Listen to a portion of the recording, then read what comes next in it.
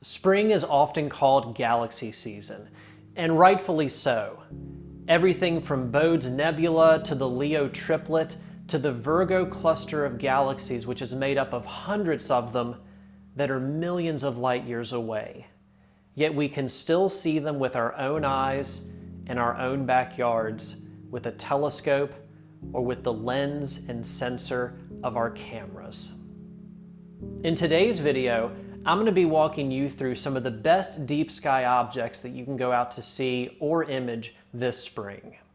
If you enjoy this video, please like it and subscribe to this channel. But most importantly, let me know what you're able to get out to see and any questions that you may have in the comments section below. Now let's begin by going outside right around sunset to set up our equipment. This will ensure that our telescope or imaging equipment has time to cool down as the sky darkens. So let's head outside right now and see what we can find in the spring sky.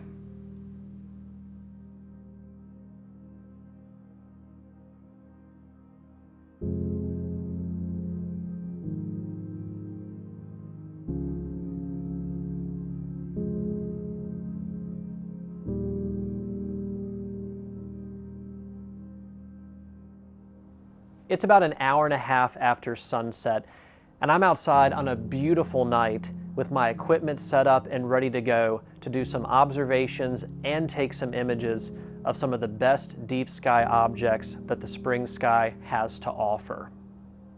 It's important to remember for these objects that larger telescopes and darker skies are really going to be the key to make out these faint galaxies in particular. Make sure you're as far away from light pollution as you can be, and also make sure that the moon's not out when you're out observing or imaging these targets. I'm going to be using SkySafari 7 to help me navigate the nighttime sky, and I'll be sure to leave a link to that app in the description below if you're interested in checking it out. Now to begin tonight, we're going to be using one of the most prominent constellations in the nighttime sky to orient ourselves to all of these deep sky objects. And it's going to be the Ursa Major constellation, otherwise known as the Big Dipper. So let's begin by looking up and finding the Big Dipper to begin our journey into the deep sky objects this spring.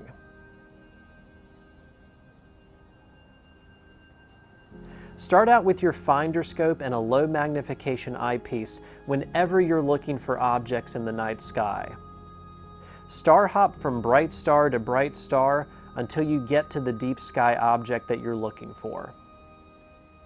After you find the Big Dipper, we're going to move down from the star Bode until we come across two of my favorite galaxies, M81 and M82, Bode's Nebula. M81 is a gorgeous and classic spiral galaxy that can be found with a pair of binoculars or a small telescope under dark skies. Parked right next to it is the Cigar Galaxy, M82. Through my 8-inch telescope, these two galaxies are some of the easiest to view even under decent light pollution. And the images I've been able to get through astrophotography show off the spiral structure of M81 and the star-bursting colors of M82. Here's one of my favorite shots of these two galaxies, taken with my Canon SL2, 135mm Samyang lens, and the SkyGuider Pro tracking mount, showing off two great targets to get us started this spring. An equally beautiful, although slightly more difficult galaxy to find is the Whirlpool Galaxy. To find it, let's start at the end of the Big Dipper's handle with the star Alkaid. Just up from that star, you will find M51, the Whirlpool Galaxy. This one is more susceptible to light pollution and can be washed out more easily than our first two galaxies. Through an 8-inch telescope, you'll be able to pick up some good details under darker skies, but you're probably going to need a 10 or 12-inch telescope to make out details in the spiral arms of this galaxy.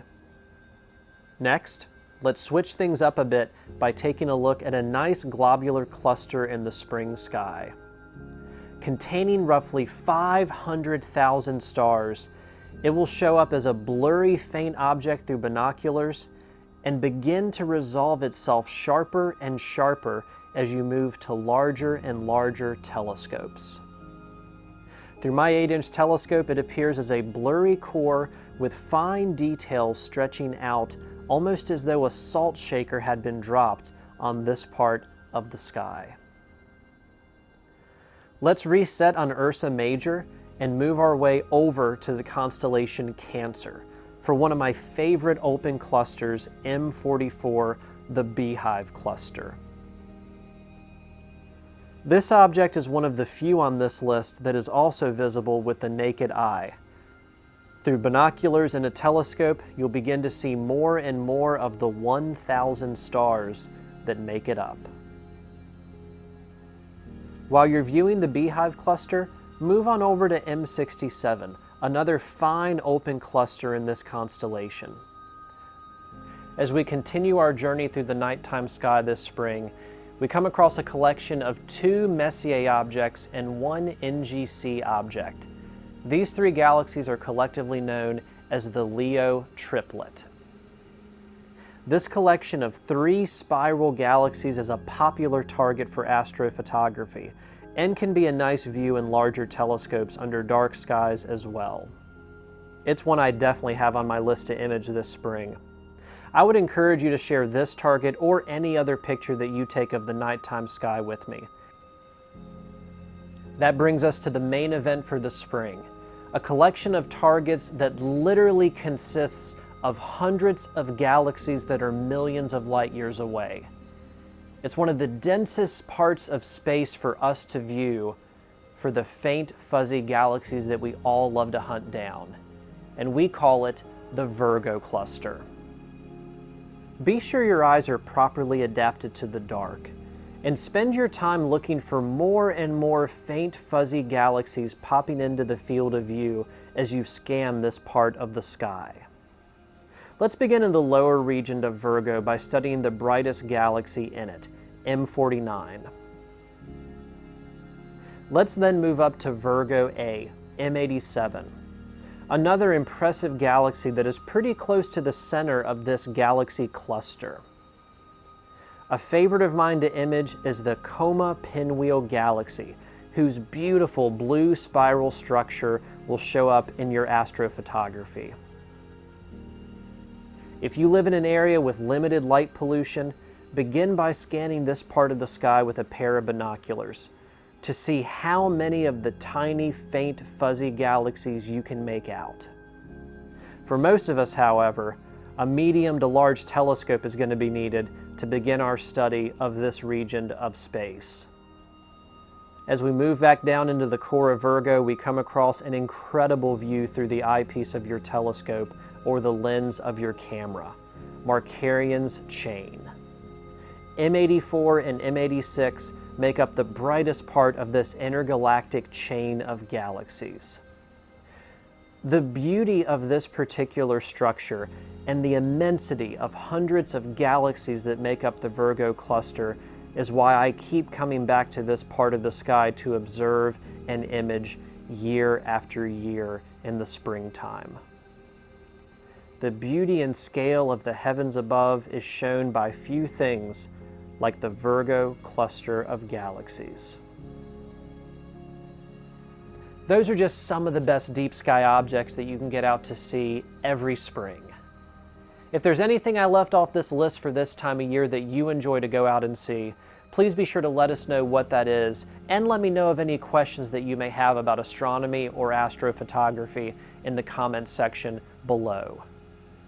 Thank you all so much for your continued support, and clear skies from Late Night Astronomy.